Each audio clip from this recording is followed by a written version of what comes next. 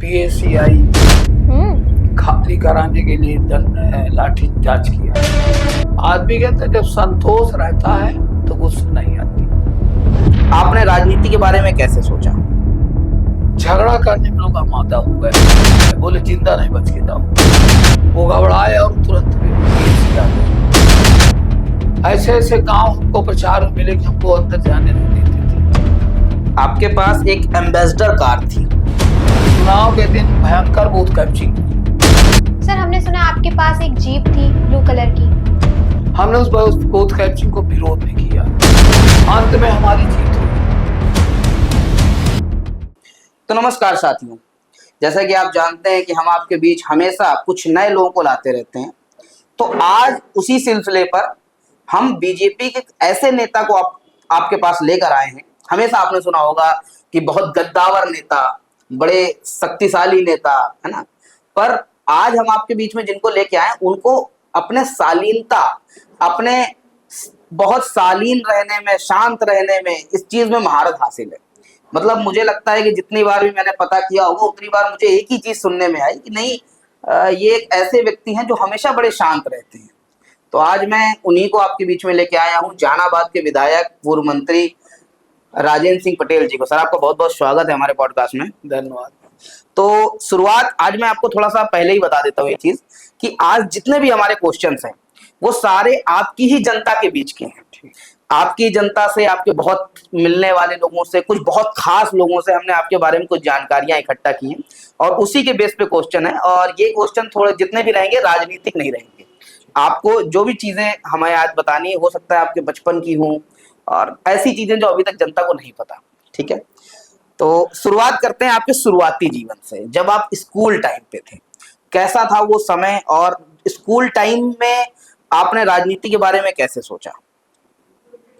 देखिए, मैं धन्यवाद दूंगा माता पिता का और गुरुजनों का, इष्ट मित्रों का भी, कि मैं जब गांव में मेरी शिक्षा दीक्षा, प्राथमिक विद्यालय, प्राइमरी तो मैं अपने जहानपुर टेक में शिक्षा प्राप्त किया। फिर इसके बाद मैं पैदल गया भदवा में भी, तो वहां मेरा जूनियर पर शिक्षा प्राप्त हुई है। फिर मेरे मामा जी थे विजय बहादुर सिंह बहुआ इंटर कॉलेज में, तो मुझे वहां ले गए। 9th 10th मैंने वहां से किया।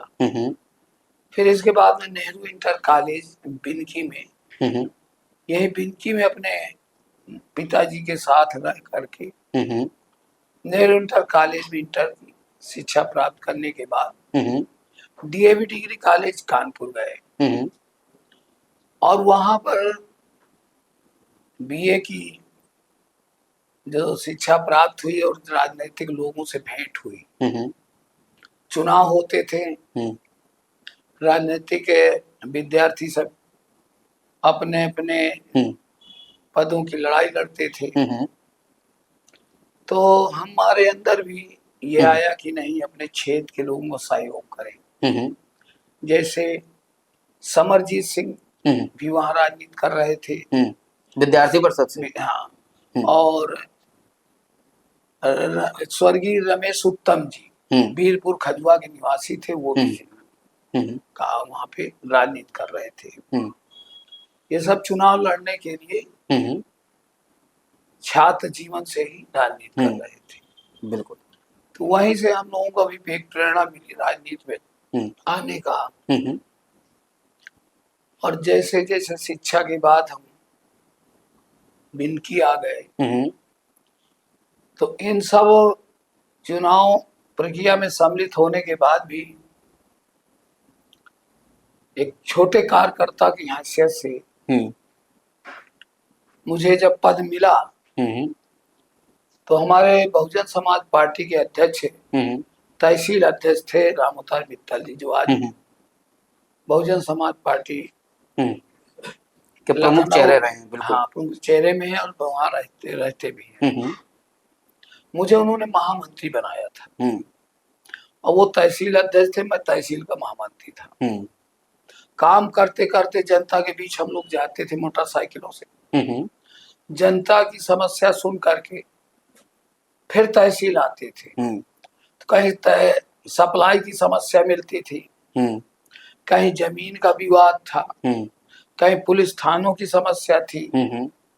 3 अधिकारियों से मिल करके प्रार्थना पत्र दे करके उसका निस्तारण कराने का काम करते थे। बिल्कुल। तो यहीं से आपकी ये सारी जर्नी स्टार्ट हुई।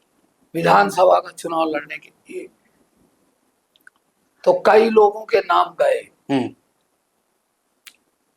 पर उन लोगों ने बिनकी विधानसभा से चुनाव लड़ने का साहस नहीं कर पाए।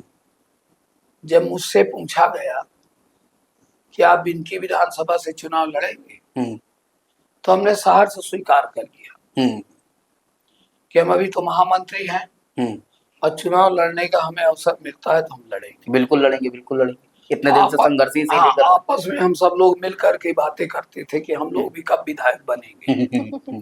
लखनऊ भी जाते थे तो जनप्रतिनिधियों से मिलने के लिए, तो कोई हम लोग ये नहीं कहता था कि आज कहाँ रुकोगे या हमारे ही विधायक निवास में रुक जाइए। जब उनसे मिल करके बाहर निकलते थे तो यही सोचा करते थे कि अब कहाँ रुका कि हम लोग भी कहीं विधायक हो जाएंगे तो अपना भी आवास होगा। बिल्कुल। पार्कों में लेट जाते थे, अरे उसमें सम्मिलित हमारे रामताल मित्तल जी भी थे साथ में।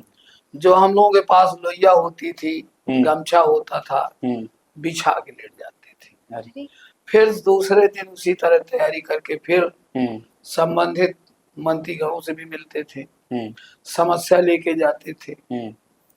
और 1996 का जब अवसर आया तो मुझे बहुजन समाज पार्टी से प्रत्याशी बनाया गया।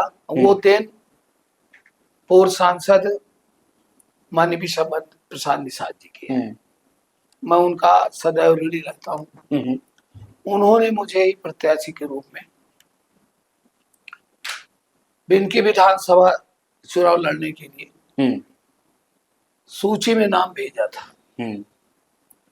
जब मानवार काशीराम जी ने देखा कि ये राजेंद्र पटेल कौन है, तो बताया गया कि व्यवसायिक है, व्यवसाय भी करते हैं और तहसील के महामंत्री भी हैं, विधानसभा तहसील के महामंत्री हैं।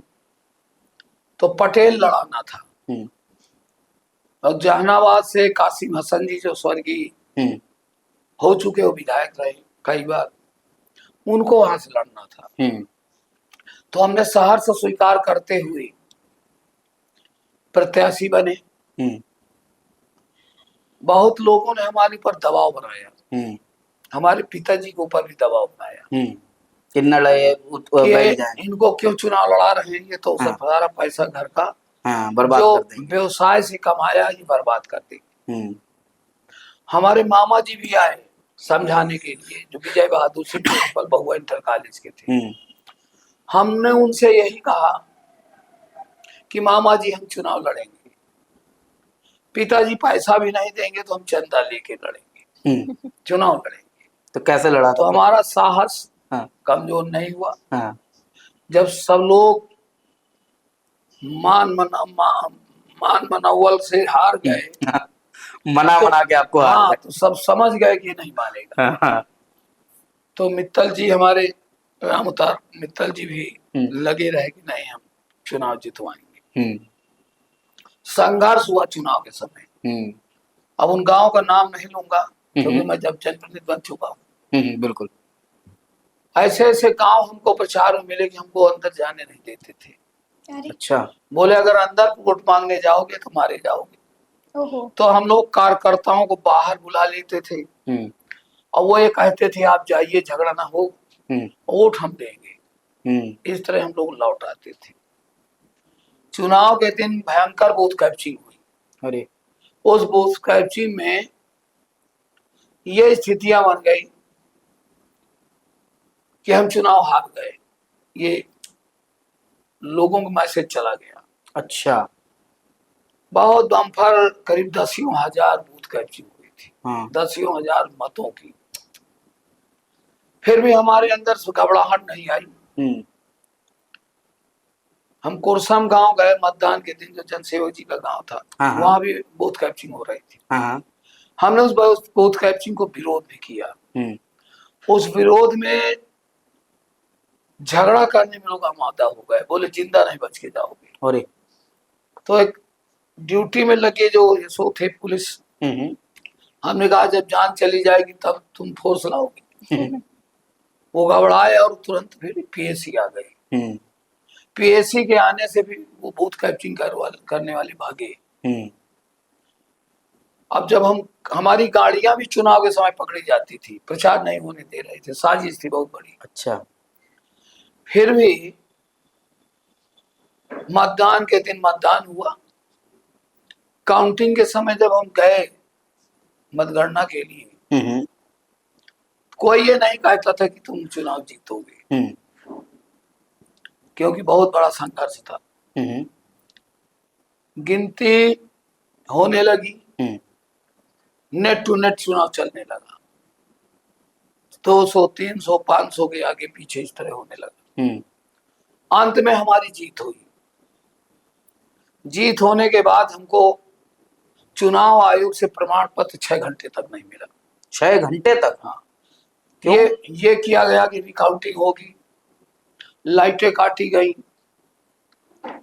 जनरेटर बंद कर दिए गए। तो हम धन्यवाद देंगे तत्कालीन जिलाधिकारी जो सीपी सिंह थे, आरसीपी सिंह, रामचंद्र सिंह, बिहार के थे, जो नीतीश जी के दल में रह के सेवा किया। उन्होंने धैर्य रखा और चुनाव आयोग से 6 घंटे के बाद जब उनको अनुमति मिली तो फिर हमको प्रमाण पत्र दिया गया। तो जीतने के बावजूद आपको चुनाव प्रमाण पत्र नहीं दे रहे थे? अब वो कम अंतर से जीत हुई थी। अच्छा। तो रिकाउंटिंग चाह रहे थे विपक्ष। हाँ। तो इस कारण से सब इस तरह चुनाव में जब सफलता मिली, तो जो पुलिस के एसओ थे जो हमारी गाड़ी को बंद करते थे, वही हमारी अगुवाई करने लगे। अगुवाई करके हमारे घर तक छोड़ा। आपने कहा नहीं आया उस पहाड़ के नीचे? हमने उनको ये कहा कि ये मतदान है, निष्पक्ष होता है, इसमें दबाव नहीं किया जाता। बिल्कुल। अब आप लोग ड्यूटी पे हैं, आप प्रशासन है, हाँ। प्रशासन को न्याय करना चाहिए। बिल्कुल। अन्याय एक पक्ष ही नहीं कि कोई बहुत बड़ा है तो आप उसका पक्ष लें। बिल्कुल, राजनीति है, कब सत्ता बदल जाए कहा नहीं जा सकता। तो इस तरह हम जब आए, चुने गए, क्षेत्र में जब गए तो कुछ जगह लोगों ने कुछ हमारे उसमें टिप्पणी भी किया। बोले कल के लड़के हैं, जीत गए चुनाव, क्या काम करेंगे, इनसे कोई उम्मीद नहीं है कि ये काम करेंगे। हम उनकी बातें सुनते थे। हमने कहा शपथ होने दीजिए, शपथ के बाद जो मेरा समय है मैं पूरा भरसक प्रयास करूंगा समस्याओं के समाधान के। बिल्कुल, बहुत बढ़िया। तो ये जर्नी रही आपकी। तो सर आपकी कोई यादगार ऐसी बात जो आपके स्कूल लाइफ और आपकी पॉलिटिक्स लाइफ से जुड़ी हो, जो आपको अभी तक याद हो? कोई भी ऐसी फनी अभी स्कूल लाइफ में घटना डीएवी डिग्री कॉलेज के हॉस्टल में हुई थी। अच्छा। पीएसी आई, खाली कराने के लिए लाठी चार्ज किया। अरे। भगदड़ हुई, उनमें से हम भी भागे। अच्छा। तो राजनीति में तो होता रहता है, कोई न कोई घटना जीवन में आती रहती है। बिल्कुल।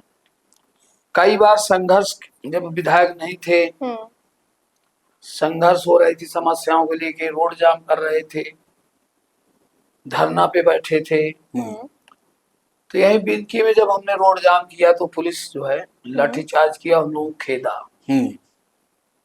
लाठी मारने के लिए बहुत दूर तक वो पीछे दौड़े। अच्छा। वह हम लोग पकड़ में नहीं आए, निकल गए। तो इस तरह की घटनाएं जीवन में कई बार आती रही। बिल्कुल।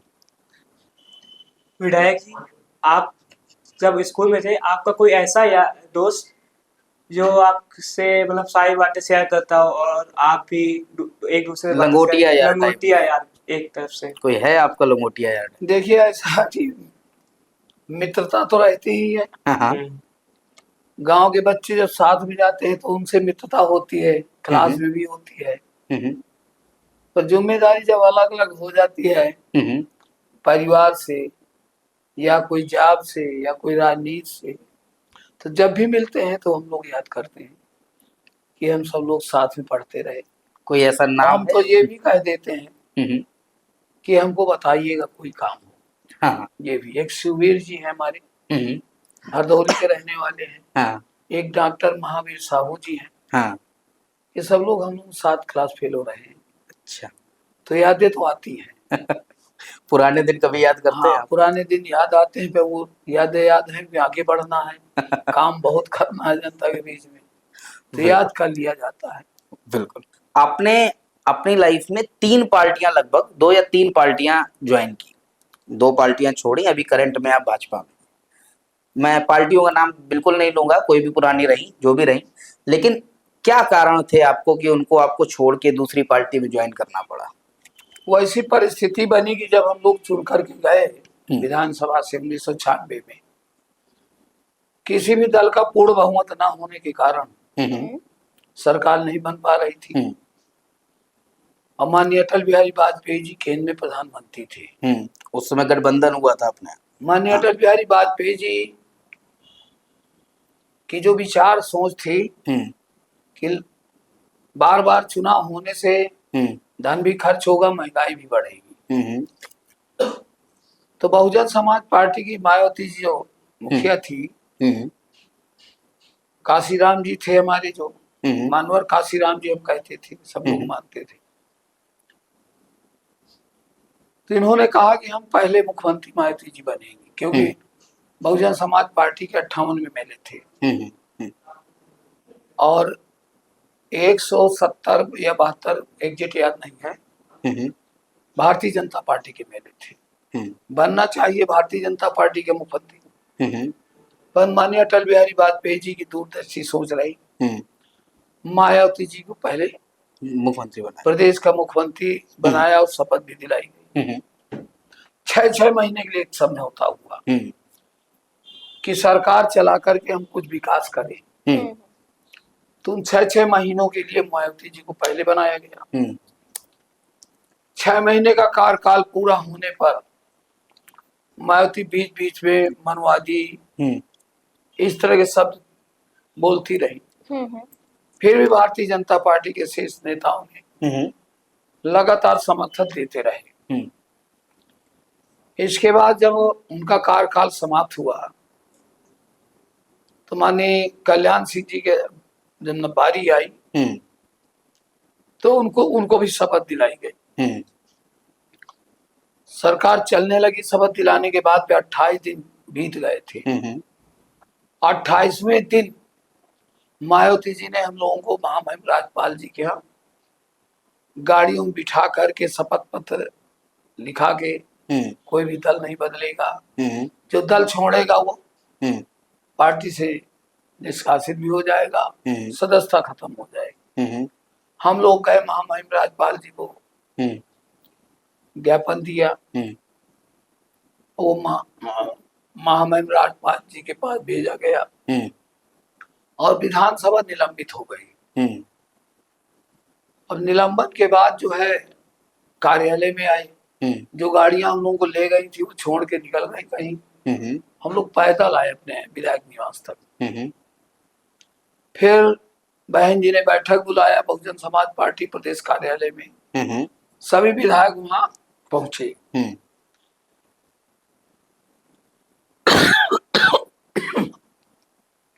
वहीं पर सबको रोक दिया गया, टेंट आ गया, सारी व्यवस्था हो गई रुकने की। अब रुक गए सब एमएलए, और 1 दिन 2 दिन बराबर बहन जी आती रही, उपस्थिति दर्ज होती रही।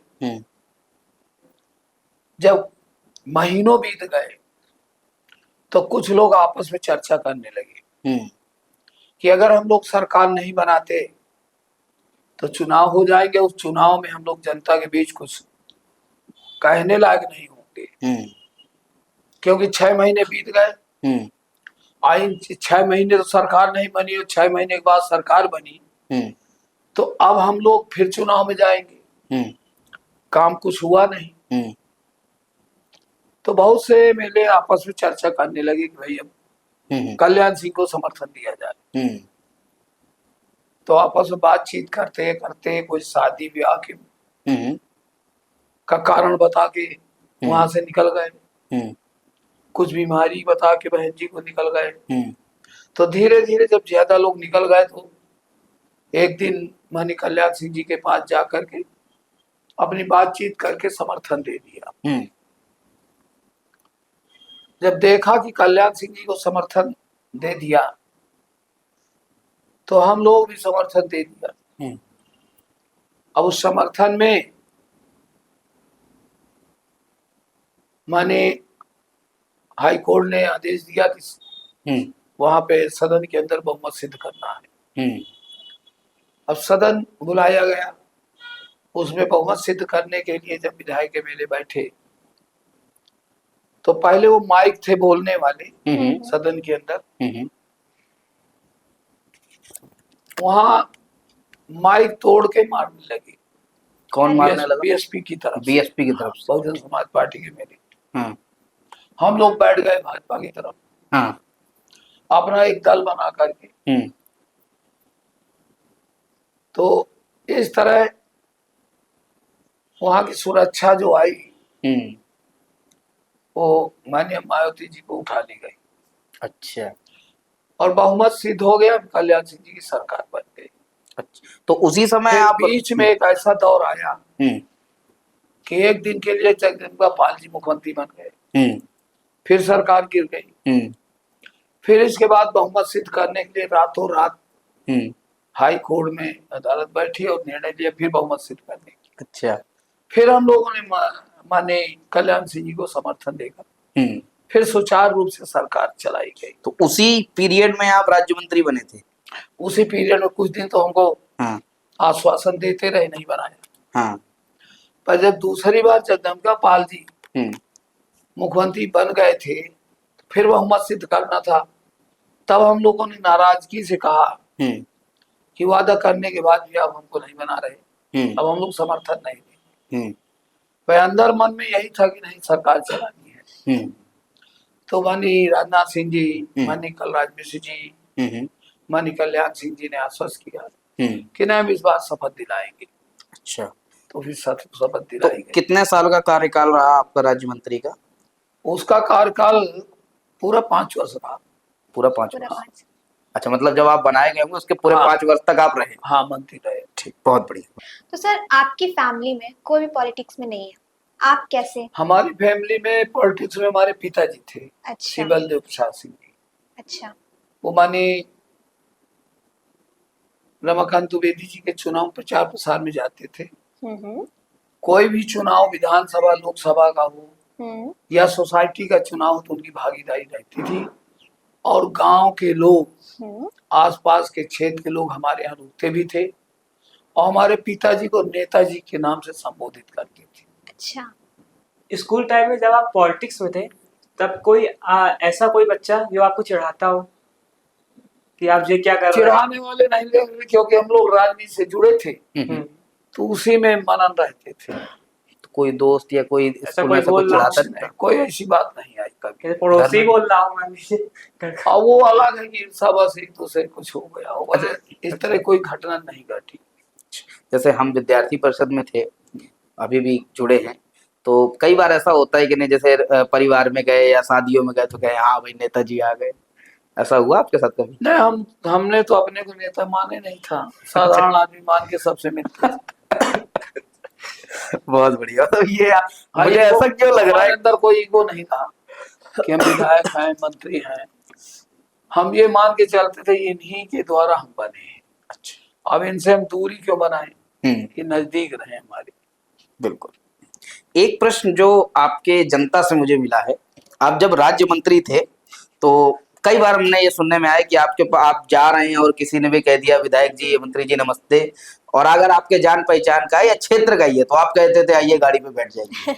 और इसमें आपके जो गनर थे उन्होंने भी आपसे बाद में रिक्वेस्ट की थी कि सर ऐसे मत बैठाला करिए, सुरक्षा व्यवस्था दिक्कत हो जाती है। देखिए कई तो घटना मेरे सामने आई। जी। मैं लखनऊ से जब आता था तो चौड़ागरा रेलवे क्रॉसिंग पर हाँ क्रॉसिंग बंद होती थी, जी। लोग खड़े रहते थे, उसमें मेरी गाड़ी देखकर मेरे पास आ जाते थे, बोले साधन नहीं है हमको भी जाना है। तो हम उनको बैठा लेते थे। जब क्रॉसिंग खुल जाती थी हाँ। पूछते थे किस गांव जाना है, तो फिर हम गांव उनको छुड़वाते थे। अच्छा। और ऐसी ऐसी घटना सामने आई कि एक बार मैं लखनऊ से आ रहा था, हाँ। गोधरौली गांव में एक अनुसूचित व्यक्ति के यहाँ शादी हो रही थी। द्वार चाल के पहले जो अगवानी जाती है दरवाजे पहुंचती है, तो वहां भेंटें होती हैं, क्या बोलते हैं उनको, दरवाजे। हाँ, जाते तो स्वागत होता है। हाँ, स्वागत होता है, बिल्कुल। हाँ। संध्यान होने के समय मैंने जब देखा कि लाइट भी जल रही है, बाजे भी बज रहे हैं, बारात भी है, तो हमने अपने पीए से पूछा कि इस बारात में हमें रुकना चाहिए क्योंकि हमारे क्षेत्र की है। तो पीए ने हमारे कहा कि नहीं, इसमें कोई निमंत्रण नहीं, प्रोटोकॉल में नहीं आता। तो हमने कहा जनता के द्वारा मैं चुना गया और जनता के द्वारा मेरा प्रोटोकॉल है और मैं जनता के लिए तो प्रोटोकॉल तोड़ रहा हूँ तो मैं तो जाऊंगा भाई। फिर हम लोग रुके, उनको जो समध्यान किया जाता है उसमें भी मिले, बहुत खुश हुए। उनके घर तक हम गए। अच्छा। और जब मैं उस गांव जाता था तो वो व्यक्ति मुझे पूरा गांव घुमाते थे। इतना बड़ा मेरा वो मानने लगे कि मेरा बड़ा सम्मान आपने रखा। बिल्कुल। बाराती लोग बोले कि मंत्री, इनके दरवाजे मंत्री आए, इनकी बहुत बड़ी पकड़ है। तो वहां मेरा स्वाभिमान बहुत बना। बिल्कुल, बहुत बढ़िया। नहीं, ये तो बात सही है। जब एक आम व्यक्ति के घर पे अगर कोई मतलब मंत्री या कोई भी पहुंच जाए तो उसको लगता ही है कि हाँ, एक गर्व फील होता है, भाई कोई तो आया। बिल्कुल। तो उससे लोगों को जो कमजोर व्यक्ति थे मुझसे जुड़ते चले गए। बिल्कुल। तो आपके फिर पीए दोबारा आपके जो सिक्योरिटी में थे उन्होंने नहीं कहा कि भाई मत बैठा लग रही है गाड़ी पे? नहीं, वो हम उनको डांट देते थे। एक बार की और घटना है, बाढ़ आई थी 1998 में। और वो बाढ़ में जब हमको जानकारी हुई कि देवमाई ग्राम पंचायत देवमाई विकासखंड मलवा में आता है, वो गांव जलमग्न हो गया है, पेड़ में लोग बैठे हैं। तो उस समय मोबाइल की सुविधा नहीं थी, तो हम कोटिया गए और कोटिया में देखा कि कोटिया से देवमाई मार्ग जलमग्न है, वहां जा नहीं सकते थे। तो हमने जो पुलिस का वायरलेस सेट होता है उससे डीएम को भी सूचना कराया कि बहुत से लोग जो है पेड़ों में बैठे हैं, इनकी जान जा सकती है, आप कानपुर से स्टीमर मंगाइए, स्टीमर की व्यवस्था करें जिससे निकाले जाए। इनको अभी तक कुछ भोजन नहीं दिया गया, वो भोजन की व्यवस्था कराई जाए। और हमसे जब रहा न गया तो हम कोटिया से पानी से घुस करके देवई जाने लगे। तो हमारे सुरक्षा कर्मियों ने कहा कि आप न जाइए, खतरा है, पानी पता नहीं कितना गहरा कहाँ हो। तो हमने एक गांव के व्यक्ति को बुलाया, हमने कहा तुम चलो आगे, हम चलेंगे साथ में। और सुरक्षा कर्मी अगर नहीं जाते साथ में तो इनको हम कार्रवाई भी करा देंगे। तो भय के कारण सुरक्षा कर्मी भी हमारे पीछे चल दिए।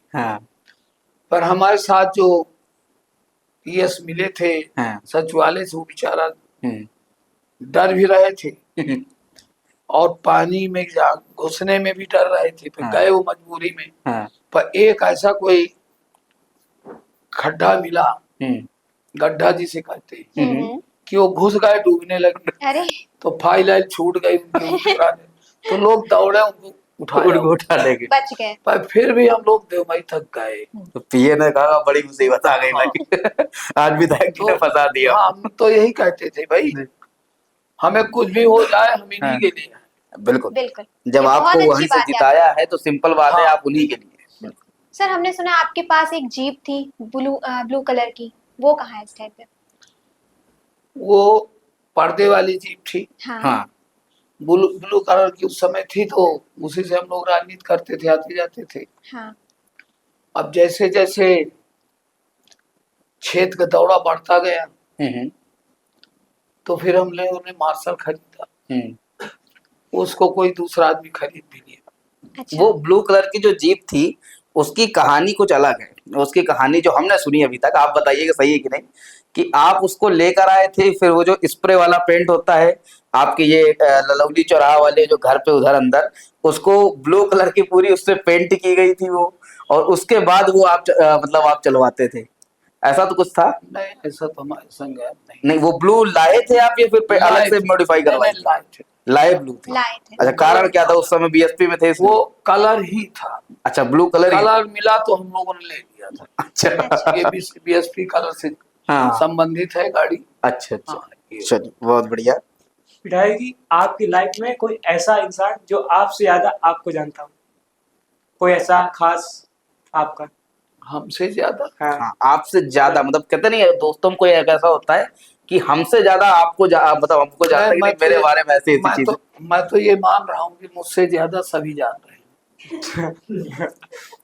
और नहीं मैं सबसे मिल करके ही मैं भी कुछ जानता हूँ, काम करने लगता हूँ। नहीं, एक नहीं, फिर भी कोई ऐसा दोस्त या कोई ऐसा जो जो आपको लगता हो कि नहीं, मेरी ये फूल पट्टी जो है, ऐसा होता है बचपन में भी कुछ ऐसी चीजें होती हैं जो किसी को आपसे ज्यादा पता हो? ऐसा कोई अवसर नहीं आया, नहीं आया? फूल पट्टी के लिए। जैसे जैसे हमारा दोस्त है अक्षय उमर, तो वो अगर हम परेशान भी होते हैं तो वो पूछ लेता है कोई दिक्कत है क्या? ये तो एक दूसरे का हाल चाल तो पूछे। हाँ। नहीं, मतलब कोई खास होता है तो वही पूछता है। ऐसा कोई नहीं। वाकया नहीं आया। अच्छा। पूछते रहते हैं एक दूसरे को, दुख सुख में आते जाते हैं, बिल्कुल। ये तो रहता है। आपके पास एक एम्बेसडर कार थी, तो सरकारी थी, आपने ली थी? नहीं, वो जो सरकारी मिली थी हमको, तो वो तो जब चुनाव हार गए चली गई।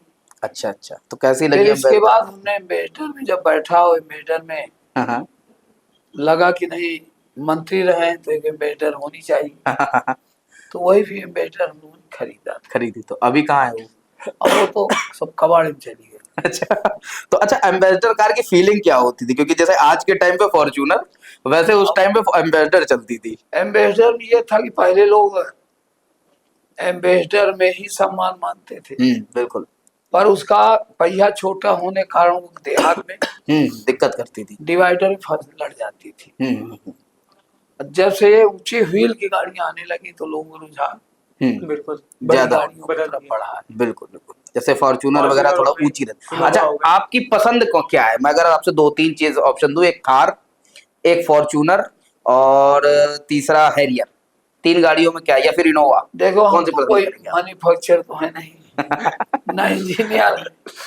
हम लोग तो जिन जिन गाड़ियों में बैठे हैं, हाँ जैसे हमने फॉर्च्यूनर में भी चले हाँ हाँ और इनोवा में भी चल रहे हैं हाँ इस समय, हाँ, सफारी में भी चले हैं, तो इन सब को देख करके इनोवा ज्यादा ज्यादा कंफर्ट। ठीक। कंफर्टेबल लगी। एक रॉयल लुक भी देती है और एक मतलब जैसे कि ऑफिशियल लुक नहीं, देती है। थकावट नहीं इसमें। अच्छा, थकावट। हाँ, बस मेन ये है हम लोगों का। फॉर्च्यूनर में थकावट लगती है? उसमें हाँ थकावट है। कैसे, क्या दिक्कत होती है उसमें? अब बैठे बैठे आदमी जब उतरता है तो थका है, अपने को लगता है कि मैं थक गया, अच्छा, और इसमें नहीं लगता। बहुत बढ़िया। चाहे जितनी ये दूर एक से नई चीज मुझे पहली बार सुनने में आई। ठीक। तो सर इस बार के चुनाव में कितना खर्चा लगा आपका? देखिए, इस बार के चुनाव में भारतीय जनता पार्टी, हमारे जो दल है और जो हमारे शीर्ष नेतृत्व है, वो विकास पे फोकस किया, क्योंकि पुराने कार्यकाल में भी कार्य हुए। कल्याण सिंह जी, माननीय रामप्रकाश गुप्ता जी, माननीय राजनाथ सिंह जी के कार्यकाल में बहुत काम हुए। तो हम जब भी कोई चुनाव लड़ते थे तो विकास के नाम से, यही हमारे दल का भी फोकस था, हम्म, राष्ट्रीय नेताओं का भी यही फोकस था। हम्म, तो जहां भी जाते थे, हम्म, गांव में जब सड़कें नहीं थी तो सड़कें बनाई गई, हम्म, गांव में विद्यालय, प्राथमिक विद्यालय नहीं थे, विद्यालय दिए गए, हम्म, गांव में ये हैंडपंप इंडिया मार्कर नहीं थे, तो हम लोगों ने अधिक से अधिक हैंडपंप देने का काम किया था। हम्म, वहीं पर विद्युतीकरण नहीं हुए थे, विद्युतीकरण भी कराया गया। हम्म, बहुत से ऐसी काम विकास के कराए गए। विशेष तो रहा गांव गांव को सड़कों से जोड़ने का, हम्म, तो उसके तहत लोगों के अंदर हम मन में आ गए कि बहुत काम कर रहे हैं। विकास पुरुष के नाम से भी हमको लोग बिल्कुल कहने लगे। आपको विकास पुरुष के नाम से जाना हाँ, तो हमारी पार्टी जो है हम्म। भारतीय जनता पार्टी, जाता है। विकास के नाम से वोट मांगती है, हम्म, और हम लोग विपक्ष की तरह हम्म, कोई हमारे पास इतना फिजूल खर्चा नहीं होता कि हम खर्च करें। नहीं मेरा इधर प्रश्न थोड़ा सा अलग था। हम समझ रहे हैं आप वो चीज खुल के नहीं बोल सकते क्योंकि आप इसमें हैं। मैं इतना कहूंगा आपका थोड़ा बहुत तो गाड़ी में पेट्रोल पड़ता है, ये तो बैनर लगते हैं, ये खाना पीना खाया जाता है, पनीर की सब्जी होती है। वो देखिए, ठीक है ऐसे आप बता दें, मैं आपको एक काउंट करवाता हूँ। मान लीजिए 10 लाख की कोई गाड़ी आती, कितनी गाड़ी आ जाएगी? पहले चुनाव में हमारा बहुत कम खर्च हुआ था, मात्र हाँ। 6 लाख। अच्छा ठीक। अब दूसरे चुनाव में हाँ पार्टी से सहयोग मिलने लगा, हाँ तो जो भी खर्च करती है पार्टी खर्च करती है, पार्टी का। प्रचार में, हाँ प्रसार में। हाँ हम लोगों को तो 8-10-12 लाख और खर्च हो जाता है, हाँ हाँ। बाकी शेष पार्टी ही खर्च करती और इस बार के में कितना हो गया? है। इसमें भी पार्टी ने खर्च किया। पार्टी ने क्या? 8-10 लाख रुपए खाना पीना। हाँ, वो मोटा तो मोटा। इतना तो खर्चे हो हाँ, जाता है। ठीक बस यही मेरा हाँ। ठीक। इतना शांत क्यों रहते हैं? आपको कभी गुस्सा नहीं आता क्या? देखिए आप बहुत शांत से हो के। गुस्सा उनको आता है जो अपराधी प्रवृत्ति होते हैं। अच्छा। हम लोग कोई अपराधी प्रवृत्ति है नहीं, ना किसी के ऐसे कहीं जान लिया हो या कहीं लालच किया हो। आदमी के अंदर जब संतोष रहता है तो गुस्सा नहीं आती, और जब लालच बढ़ता है तो गुस्सा आती है। एक वाक्य आपके बारे में और सुनने में आता है, जब आप मंत्री थे तो अधिकतर जैसे कोई बड़ा अधिकारी या दरोगा या एसपी आ गया तो आप अधिकतर कह दिया करते आओ साहब बैठो आके। ये अधिकतर हमने सुना नहीं, है। भाई साहब कहा जाता है। हाँ भाई तो ये मतलब एक साथ जैसे अच्छा, वो हाँ, साहब तो है ही, हाँ, बिल्कुल। और हम लोगों के कोई भी बात होगी तो उन्हें तो कहेंगे कि बिल्कुल। ये काम देख लीजिए हाँ भाई साहब। हम्म। अब साहब कहने का मतलब है कि हम भी तो किसी का सम्मान दे तो हमारा भी सम्मान करेगा। नहीं ये एक बहुत अच्छी बात है आपकी, लेकिन जैसे होता है कि जब कोई मंत्री होता, मैंने बहुत कम ये चीज देखी है, जब कोई मंत्री होता है तो अधिकारी वगैरह आता है तो ये हुआ कि हाँ नमस्ते आओ बैठो। लेकिन जैसे जब मैं लोगों के बीच में था तो कई लोग आपके बारे में जब बता रहे थे हमें, हम लोग रिसर्च करने गए है ना, तो हमको ये चीज सुन के बड़ा अपने ये लगा कि ऐसा शालीन व्यक्ति हमको नहीं लगता उत्तर प्रदेश में कोई एमएलए होगा सर। नहीं नहीं, है, बहुत से हैं उदाहरण है। नाम बताइए। पर हमारा ये मतलब है कि अगर कोई आया है हमारे पास मिलने तो हम सम्मान तो दें। बिल्कुल। अगर हमको गाली देंगे, भगाएंगे, तो उसको ठेस भी पहुंचेगा। बिल्कुल बिल्कुल। और ये जनता के द्वारा पद दिया गया है, आज है कल नहीं होंगे। बिल्कुल। तो लॉन्ग लाइफ के लिए हमारे उसके जो है संबंध खत्म हो गए। बिल्कुल। तो वो संबंध बने रहे इसलिए हम सम्मान भी दिया जाता है, और उनसे कभी जब काम नहीं होते तो डांटा भी जाता है। कोई सही काम है और नहीं कर रहे हो, गलत वाले का साथ दे रहे हो तो डांटा भी जाता है, काम कराया जाता है। आपके इतने कार्यकाल में कोई ऐसा एक अधिकारी कोई भी रहा है जो आपको सबसे ज्यादा पसंद आया कि हाँ इसने सबसे सही अच्छा काम किया? कोई ऐसा अधिकारी, कोई नाम है? तत्कालीन डीएम थी रेणुका कुमार जी। हमने उनसे एक बार कहा, जब हम एमएलए थे, मंत्री नहीं थे, हमने कहा कटरी क्षेत्र में बहुत सी जमीनें जो है लोग कब्जा करके फसल ले रहे हैं, अगर इनको पट्टा हो जाए, गरीबों को मिल जाए तो आपको जीवन पर्यंत पीढ़ियां याद करेंगी। उन्होंने हमारी बात सुनी, एसडीएम बिनकी को भी बुला के अपने सारे अभिलेख चेक कराए, लेखपालों को बुलाया, प्रधान को भी बुलाया, प्रधान को सुरक्षा भी दिया, और वो 700 पट्टे किए गए और वहाँ पे डांग बंगला साहब है पूरे पट्टे का वितरण भी किया गया। अच्छा। हाँ। सर अभी आपने बताया आपने बहुत सारा संघर्ष किया अपनी अभी तक की जर्नी में, तो अभी आप जिस मुकाम पे हो तो आपको क्या लगता है आपके इतने संघर्ष करने के बाद अभी आपको जो मुकाम मिला है, जो लोगों के दिल में आपकी जो भी इतनी अच्छी छवि बनी है, तो क्या वो पर्याप्त है?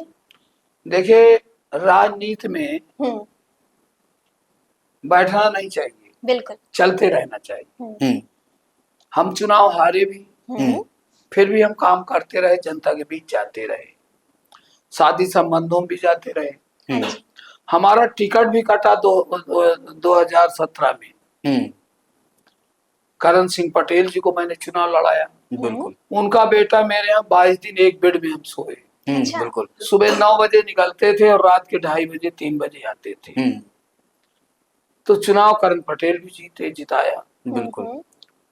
अब जब 2022 के चुनाव में हम जब गए केंद्र में अपने राष्ट्रीय नेताओं से मिलने, हमने कहा आप सर्वे करा लीजिए, सर्वे में अगर राजेंद्र पटेल का नाम आ जाए तो मेरे विषय में विचार कर लीजिएगा। बोले हम सर्वे कराएंगे। 4 बार सर्वे हुए।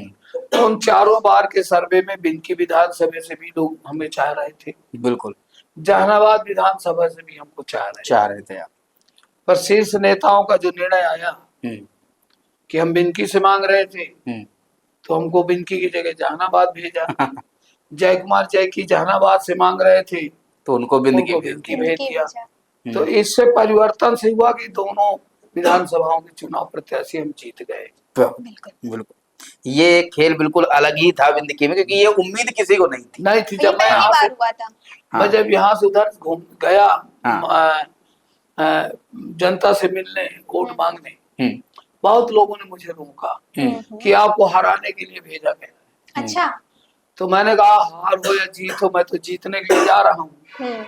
पार्टी के हमारे मोदी जी और योगी जी के इतने विकास के कार्य हैं, उन योजनाओं को हमको बताना है और हमें विश्वास है कि हम जीतेंगे। कई जगह तो ऐसा हुआ कि हमको बोले तीसरे नंबर में आप आ रहे हैं। अच्छा। तो हमने कहा ऐसी कौन सी गणित आपके पास है जो तीसरा नंबर बताए। अच्छा, चुनाव के समय ये गणितज्ञ बहुत आ जाते हैं। तो हमने कहा नोट कर लीजिए, हम चुनाव जीतने के बाद आएंगे। पहला नंबर भाजपा का होगा, दूसरा नंबर सपा और तीसरा बसपा। वही सेम रिजल्ट आया। और जब हम उस व्यक्ति के गांव गए तो हमने कहा उनको लाइए बुला के, भाई उनकी गणित तो फेल हो गई। वो बहरहाल बेचारे आए नहीं। अच्छा। मेरे पास नहीं आए। अब वो क्या है, उनका पूरा सवाल तो बेकार हो गया। नहीं, तो ये जो क्वेश्चन पूछा आकांक्षा ने कि जो आपको प्राप्त है अभी, वो आपके लिए पर्याप्त है या फिर अभी और इच्छा है? देखिए, हम लोग कार्यकर्ता के रूप में अपने को मान के चलते हैं। आज जरूर उस पद में, संवैधानिक पद में हैं, विकास के लिए जनता की आवाज सदन से लेके सड़क तक देने के लिए है। बिल्कुल। तो हमें तो यही है कि ज्यादा से ज्यादा हमारे क्षेत्र में और काम हो जाए। जैसे 39 वर्षों की परियोजना घाटमपुर कोड़ा जहानाबाद रजबहा पंप का कैनाल बनना था, नहीं हो पाया। नहरें सूखी थी। हमने बराबर 2022 से लगे रहे और उसका परिणाम हमें माननीय मुख्यमंत्री जी ने दिया कि आज वो परियोजना 80 करोड़ की स्वीकृत हो गई। अब वो पंप कैनाल बनने के बाद नहरों में पानी जाएगा तो किसान की फसल को पानी मिलेगा। बिल्कुल। ये बहुत बड़ी उपलब्धि है। बिल्कुल बिल्कुल। लोग मुझे बहुत धन्यवाद भी देते हैं। बहुत दिन से नहर अपनी 39 वर्षों से, हाँ, 39 वर्षों से नहरों में पानी नहीं आया, वो आपने वो करके दिखा दिया। ये बहुत जरूरी है, किसानों के लिए बहुत ज्यादा जरूरी। एक और है बायोगैस प्लांट चांदपुर में जो 100 करोड़ की लागत से बनेगा। अच्छा। 50 बीघे जमीन में और उसमें बायोगैस प्लांट है, गैस बनेगी।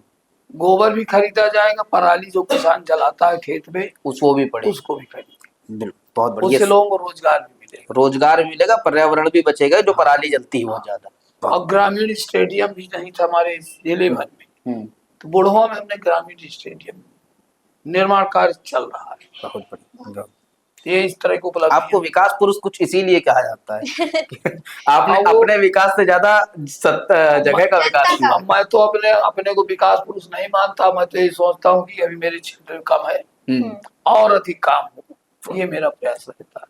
बहुत बढ़िया। तो यही अच्छी नेता की निशानी है। विधायक जी, आपने सबसे पहले चुनाव कौन सा लड़ा, क्या आप जीते और क्या चिन्ह था आपका चुनाव चिन्ह? देखो, पहले तो निर्दल वाला चुनाव होता है, हम्म, तो चुनाव वो तो याद हमको है नहीं, केवल एक चुनाव हम सभासद का लड़े थे। अच्छा। उसमें ये कहा गया हमारे वार्ड में हम्म, कि अगर कोई चुनाव इसमें खड़ा होगा हम्म, तो उसको हम, जो आदमी बोल जाता है ना, गोली मारेंगे तो क्या करें। बहुत है। तो केवल स्वाभिमान के खिलाफ इस तरह के शब्द आने पे हमने नामांकन किया था। हम अच्छा। जान रहे थे चुनाव नहीं जीतेंगे, अच्छा। परंतु ये था कि नहीं, अब निर्विरोध नहीं होने देंगे, हाँ, तो तो इसलिए चुनाव लड़ गए। हाँ, उस स्वाभिमान के पीछे नामांकन किया गया। चुनाव चिन्ह याद है आपको कौन सा था? चुनाव चिन्ह तो मुझे निर्दल था, कोई निर्दलीय। हाँ, निर्दल। तो सिंपल सिंपल दो संगठन का हम नाम लेंगे, वो आपको एक शब्द में उनके बारे में बताना है, ठीक है? बहुत सिंपल से सबसे पहले राष्ट्रीय स्वयंसेवक संघ। अब राष्ट्रीय स्वयं संघ तो भारतीय जनता पार्टी से अलग इनकी नीतियां भी हैं, हम्म, पर राष्ट्रीय स्वयं संघ के जब भी कोई कार्यक्रम होते हैं तो हम लोग जाते हैं। हम्म, अभी पथ संचलन हुआ, जहानाबाद भी गए रहे, हम्म, उसके पहले भी कई कार्यक्रमों में आने जाने का अवसर मिलता रहा, हम लोग मिलते भी रहे। तो राष्ट्रीय स्वयं संघ राष्ट्र के लिए चिंतन रखती है, ठीक है। अगला राष्ट्र हमारा मजबूत रहे, ये हम। अगला संगठन का नाम है भीम आर्मी। क्या कहेंगे इस पर? देखिए, भीम आर्मी वो भले सांसद बने हैं, हम्म, वो हम लोगों को कोई देन नहीं है, हम्म, जनता का मत है। हम्म, पर जिस तरह से वो भीम आर्मी हम्म, के कार्यकर्ता हम्म, लोगों को फंसाते हैं, हम्म, गलत मुकदमे लिखाते हैं, हम्म, उससे सर्वाइव करना उनको मुश्किल है। भले एक दो बार हम चुनाव जीत लें, हम्म, उदाहरण के रूप देख लीजिए, केजरीवाल कितने लोकप्रिय हुए, हम्म, आज उनकी दिल्ली की सरकार चली गई, लोगों को बचा भी नहीं पाए। बिल्कुल तो इतिहास एक दिन सबका खुल जाता है बिल्कुल। कि हमारे अंदर क्या है, बाहर क्या है। भारतीय जनता पार्टी में ऐसा नहीं है, जो घोषणा पत्र होता है उसको हम लोग लागू करते हैं। विपक्ष में घोषणा पत्र को कोई ध्यान नहीं देते, वोट लेने के लिए पीडीए कहते हैं। पीडीए में क्या है, मुख्यमंत्री बनेंगे तो अखिलेश बनेंगे सपा में, प्रधानमंत्री बनेंगे तो कांग्रेस में राहुल गांधी बनेंगे, दूसरा तो कोई वहां है नहीं। भारतीय जनता पार्टी में पता नहीं कौन मुख्यमंत्री बनेगा, कौन प्रधानमंत्री बनेगा। आज हम लोग नरेंद्र मोदी जी के नेतृत्व में हैं, योगी जी के नेतृत्व में हैं, आगे कौन बनेगा ये हम लोग खुद नहीं जानते। जैसे आपके सामने उदाहरण दिल्ली में है, कितने लोग थे कि फला फला फला मुख्यमंत्री के दावे हाँ। नहीं तो ये चीज चयन ऐसा दल से आया कि पहली बार विधायक हुई और पहली बार सांसद हो, 2 बार उसके बावजूद वो चुनाव हार चुकी थी। हाँ, तो यहाँ महिलाओं का सम्मान भी दिया, 50% आरक्षण जो 33% महिलाओं को दिया गया, 50% भागीदारी में, ये भारतीय जनता पार्टी और मोदी जी की ही देन है। नहीं, ये आपने बात तो सही कही कि चलिए किसी को नहीं पता होता है कौन मुख्यमंत्री बने कौन पता है, लेकिन इसमें एक समस्या भी तो है, जनता को पता ही नहीं है किस भाई। मैं कहता हूँ किसी के, अगर मैं विपक्ष की बात करूं, मैं अपनी बात नहीं कर रहा, ठीक है, मैं विपक्ष अगर ये कहेगा कि भैया हमारे यहाँ तो पक्का है कि ये बनेंगे, और व्यक्ति देख के बोल दिया कि चलो ये व्यक्ति अच्छा है, वो व्यक्ति देख कर, जात देख कर वोट लेते हैं। हाँ, हमारे यहाँ विकास करके हम वोट मांगते हैं, हम व्यक्ति का चेहरा नहीं दिखाते पहले। अच्छा, कमल देखो, कमल देख, भारतीय जनता पार्टी और कमल देखो। बहुत बढ़िया। इस चीज के तो मुरीद हम भी है, क्योंकि जब भी भारतीय जनता पार्टी के प्रत्याशी चुने गए हैं जीतने के बाद, उसकी मतलब कहते हैं कल्पना करना, गणित लगाना अच्छे की बात नहीं है। बहुत बढ़िया। आपसे आज का पॉडकास्ट हमारा बहुत अच्छा रहा, पर आज से आपका बिल्कुल अंतिम मेरा प्रश्न है, और ये प्रश्न आपके ये समझिए कार्यकाल से जुड़ा हुआ है, जिंदगी जहानाबाद से जुड़ा हुआ है। जहानाबाद रोड कब तक बनेगी? जहानाबाद रोड है, 3 अप्रैल को भूमि पूजन होना था, पर वो मशीन शिफ्टिंग नहीं हो पाई। अब शिफ्टिंग हो गई सकूरा के पास। अब वो इसी 15 आज है, बस 20 और 15 के बीच में शिफ्टिंग हो काम चालू हो जाएगा। काम चालू। और कब तक कंप्लीट हो जाएगा? अब एक कम से कम 2 महीने लग जाएगा। 2 महीने मतलब पक्का है 2 महीने के अंदर पूरी 101% थाना मुक्त हो चुका है। 2025 में मतलब बन जाएगी। अरे 2025 तो अभी 2 महीने के अंदर बन जाएगा। 2 महीने में बन जाएगी। हाँ, चौथा महीना चल रहा है, हाँ, हो जाएगी। 6वें महीने में आपकी बन जाएगी। तेजी से काम होगा, ऑटोमेटिक प्लांट। ये ऑन रिकॉर्ड सर ने कह दिया है, विधायक जी ने कह दिया है कि जहानाबाद की रोड 2 महीने में बन जाएगी। और अगर जिस दिन ये बन गई और आप भूमि पूजन में हमें बुलाएंगे? बुलाएंगे पक्का। पक्का। तो भाई भूमि पूजन में हम चलेंगे, ऑन रिकॉर्ड करेंगे और उसके बाद ये रील उसी दिन पड़ेगी। इसकी रील जरूर बनेगी सर, ठीक। और उस दिन पड़ेगी जिस दिन काम शुरू हो जाएगा और बन जाएगी। ठीक है, पक्का। ठीक। ठीक है, तो बहुत बहुत आभार आपका, आप यहाँ आए, इतना समय दिया। और आज का पॉडकास्ट आई होप आप लोगों को बहुत अच्छा लगा होगा। बहुत सारे प्रश्न, देखो राजनीति के प्रश्न हमेशा सर से पूछे जाते हैं, दिन भर ही राजनीति माइक और वगैरह लगा, लेकिन कुछ जीवन के बारे में जानना भी बहुत जरूरी है। बहुत अच्छा लगा हमें। बहुत बहुत धन्यवाद देता हूँ आपके स्टूडियो में आके। बिल्कुल सर, हमारे दर्शकों से कह दीजिए लाइक सब्सक्राइब कर दो। अच्छा, हमारा एक यूट्यूब चैनल है जिसमें हम ये डालेंगे, तो अच्छा। एक छोटी सी रिक्वेस्ट आपसे मंत्री जी के मुख से कि भाई लाइक कर दें, सब्सक्राइब कर दें और बेल आइकन दबा दें। चलिए ठीक है, इस चैनल में हम सब लोग लाइक भी करें, सब्सक्राइब करें और बेल आइकन दबा दें। Bell icon. बहुत बढ़िया, Thank you. धन्यवाद। Thank you. मिलते हैं अन्य पॉडकास्ट।